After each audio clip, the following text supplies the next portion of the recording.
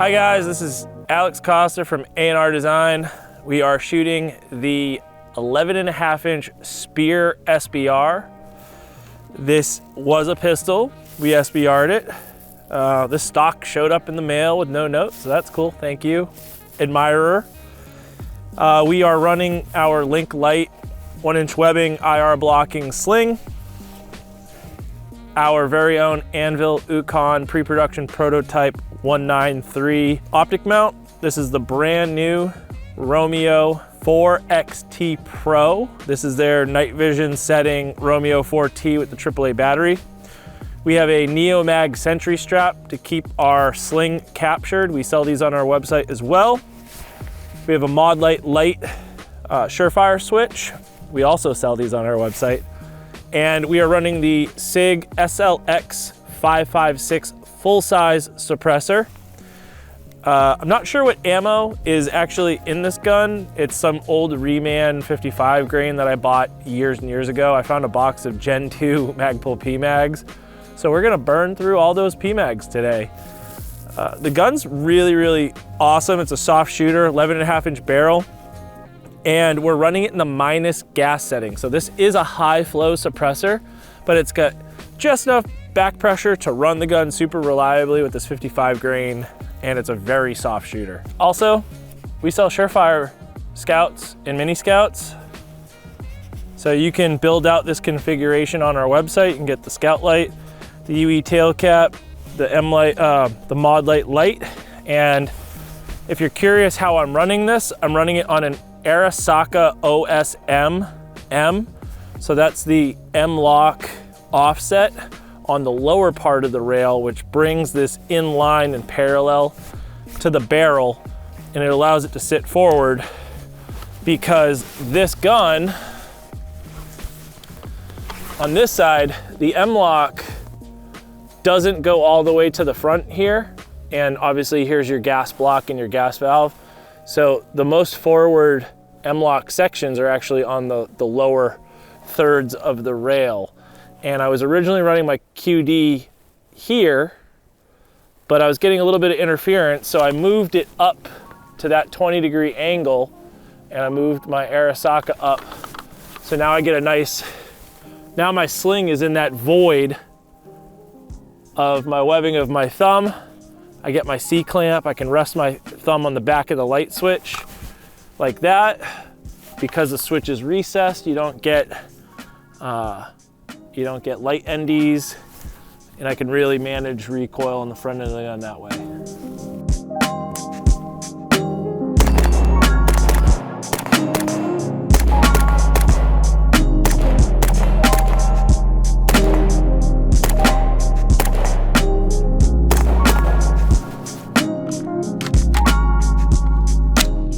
It has a bolt release, bolt lock right here by the ejection port.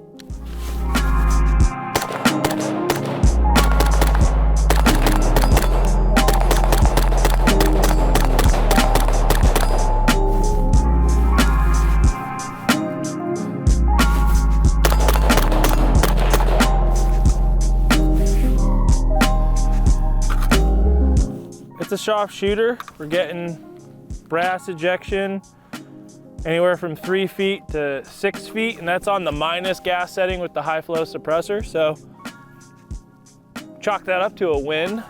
I'm running our AR-15 Universal mag shell on a Ridgeline drop and a Blade Tech lock. I just stole this off one of my battle belts. It's nice in the wintertime when you're running a heavy jacket. You can drop the mag below your jacket line and it kicks the mag out. And if you go on our quick ship builder, you can build them out in this configuration, and it's great for wintertime when you don't want to run a battle belt.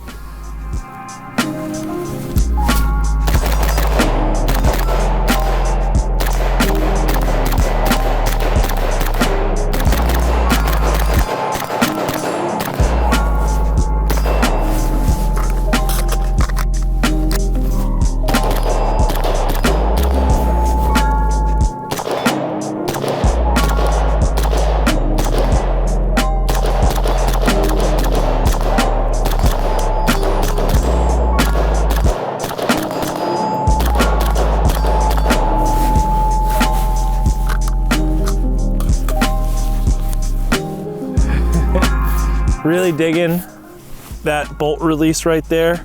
It's right where your finger likes to rest. Just come up, drop bolt.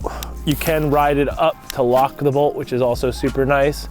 There's a lot of ambidextrous bolt releases that only release the bolt but don't allow you to lock it. So when you're empty and you need to lock, you don't need to come off and hold it and do opposite hand. You can still keep primary hand on to manipulate it. The handguard feels pretty rock solid. It does have screws going into the handguard and underneath the handguard, which is the first time a SIG MCX has had screws capturing the handguard. Historically, they've just had the front takedown pin hold it in place. This has multiple screws, and it is a thinner walled aluminum, so it's lighter weight. Thinner profile barrel.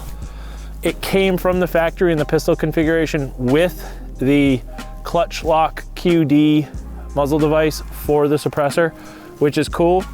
You gotta be careful with them though. The metal on the clutch lock is a lot harder and stronger than the metal on the muzzle device. And I did accidentally cross thread it the other day, just a little bit. I haven't yet worked it out, but I gotta bring it back to the shop and just take off a little bit of a burr with a file and it should be right as rain. The trigger is a AR-15 style trigger, but it's very thin profile. It's about like 25 to 30% thinner than your traditional Geisley Super Combat or something like that. So every once in a while it kind of tricks me up because it's so skinny, but it is nice. And yeah, we'll keep running it. It's ejecting really consistent. I like this optic quite a bit.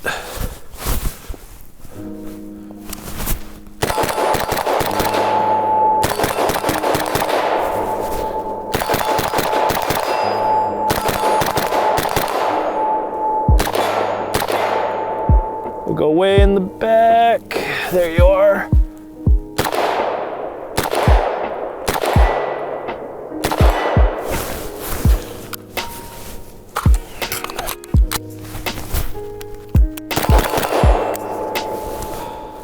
Hey guys, so a couple quick things before we wrap this up. Do I recommend this gun? Yes. Really like the SIG Sauer LT in this configuration. I have only owned 300 Blackout Gen 1, 1.5, and Virtus SBRs. I've only bought the 300 Blackout in the older platform guns, specifically because they're heavy. But they were the most modular and capable platforms for 300 Blackout, as well as rugged. So I've historically only run them in 300 Blackout because they are the best for 300 Blackout. SIG makes the best 300 Blackout gun in my opinion. I could not justify owning one of the older style SIG MCXs in a 5.56 caliber configuration because it doesn't make sense to have such a heavy gun, especially once you put all your lights and lasers and your night vision setup on it. It just was so encumbering. It didn't make sense to me because it didn't solve a problem that one of my lightweight DI or short stroke piston ARs could answer. But with the SIG Sauer LT in its lighter weight configuration, it's tanadized, which is really freaking cool. The ambidextrous features, the bolt release, the ergonomic upgraded handguard.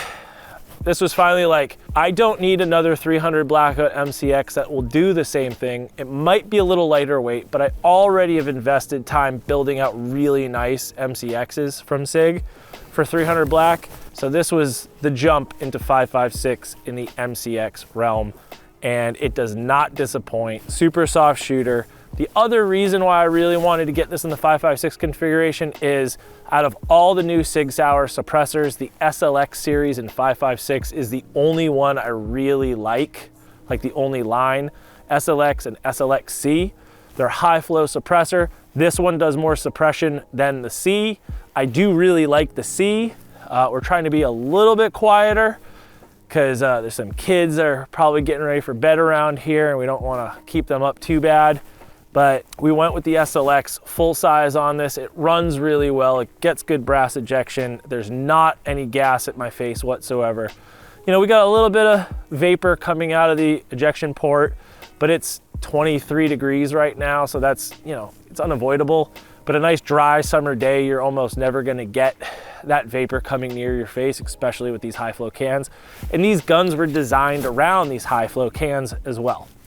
So that's why we decided, or I decided, that I wanted to invest building out one of these, especially because we make accessories for it, like the new 193 that fits the Romeo 4XT Pro, our new Link Sling Lite, which we actually released for the SBR LT originally, and all the other accessories that we could put on it, and the AR-15 trigger. That's super rad too.